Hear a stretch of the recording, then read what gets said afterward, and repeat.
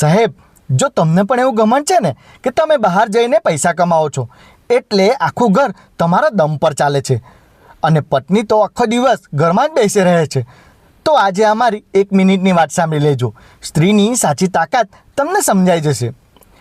જ્યારે આપણે એક સુંદર આલિશાન મકાન બનાવીએ છીએ ત્યારે એની દિવાલો પર મસ્ત કલર કરીએ છીએ, કિંમતી એવી ટાઇલ્સ લગાવીએ છીએ અને આખું જગત એ સુંદર દિવાલો અને છતને જોઈને વાહ વાહ કરે છે. જે પણ મહેમાનો આવે છે ને એ કહે છે, વાહ શું સુંદર ઘર બનાવ્યું છે.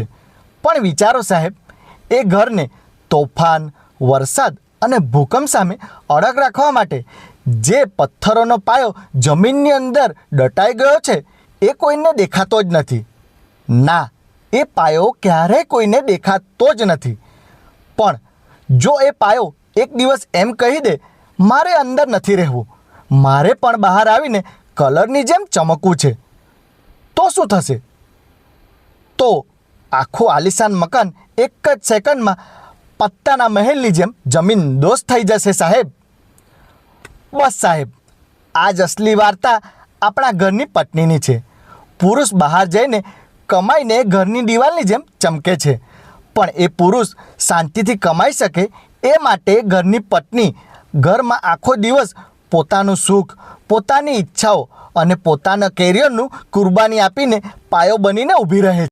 ઘર, પરિવાર અને બાળકોને સાચવવા એ આખી જિંદગી ઘસી નાખે છે.